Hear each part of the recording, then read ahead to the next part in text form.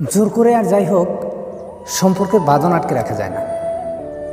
তোমার চলে যাওয়ার জন্য দরজাটা খুলে দিয়েছি, মানে তুমি চলে যেতেই পারো। পরিস্থিতি তোমাকে চলে যাওয়ার জন্য তাড়া দিলে তুমি চলে যেতেই পারো। ঘরটা সেখানে তোমার নিজস্ব সম্পদ, দরজারও পাশে তুমি খিল দিতেই পারো। আমি যখন বুকের দাবি নিয়ে সনদ দেখাতে পারিনি তোমায়, অধিকার খাটিয়ে তোমার সম্পদ দখলের মতো অন্যায় আমি নাইবা করলাম নিজের। আকাশের মেঘ কখনো বাতাস আটকাতে পারে না। বড় ঝড় উড়িয়ে স্থান পরিবর্তন করতে পারে বৃষ্টির ফোঁটা। বৃষ্টিকে কখনো ছাতা আটকাতে পারে না।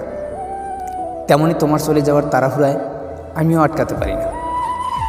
তোমার আকাশে ঘুরি উড়াতে না দিলেও যতই শক্ত সুতোয় ঘুরি বাঁধি না কেন, তুমি ঠিক সুতো ছিঁড়ে দেবে, আমি সেটা জানি।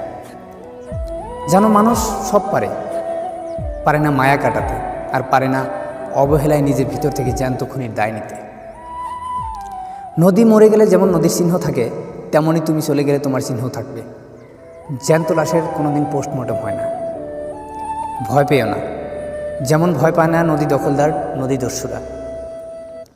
আমি বুকের দাবি নিয়ে তোমার সামনে দাঁড়াবো না কখনো, তবে চলে গিয়ে ফিরে আসার চেষ্টায় বুকের দাবি নিয়ে এসো না।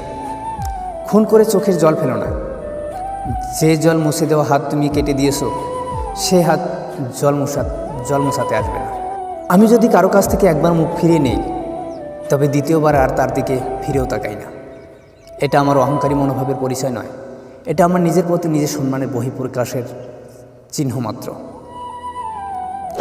আমি যেমন অন্যদের ভালোবাসি, ঠিক তেমনই আমি আমাকেও ভালোবাসি।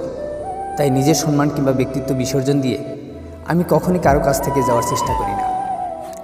এমনকি কোথাও আমার উপস্থিতির সামান্যতম হেলাফেলাও আমি সহ্য করতে পারি না। যেখানে আমার গুরুত্ব নেই, সেখানে দূরত্ব বাড়ানোটাকেই আমি শ্রেষ্ঠ বলে মনে করি। আমি সবাইকে বিশ্বাস করি, কিন্তু কাউকেই অন্ধবিশ্বাস করি না। আমি সবাইকে খুব ভালোবাসি, তবে নিজের প্রিয় মানুষটিকেও নিজের থেকে বেশি ভালোবাসি না। কারণ নিজের থেকেও বেশি ভালোবাসা মানুষটি যখন ঠকাবে, তখন দম বন্ধ হয়ে আসছে অনুভব হবে।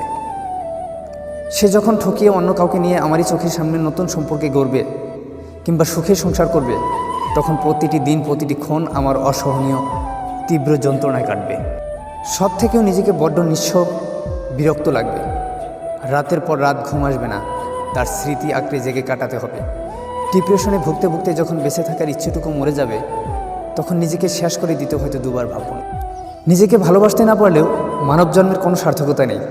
সো কল্ড প্রিয় মানুষের জন্য আমরা পৃথিবীর আলো বাতাস দেখিনি, তবে কেন তা প্রতারণায় কিংবা ঠকানোতেই নিজের জীবনের ইতি টানতে হবে আমাদের? আমরা চলে গেলে তাদের কি যাবে আসবে, এগুলো কি আমরা কেউ চলে যাওয়ার আগে একবার অন্তত ভেবে দেখি?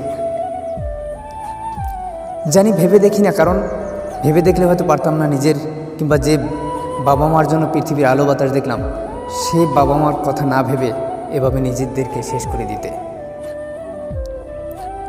কাউকে পেলাম না বলে সুন্দরী পৃথিবী ছাড়াটা কোয়ার্ডের পরিচয় বহন করা ছাড়া কিছুই না।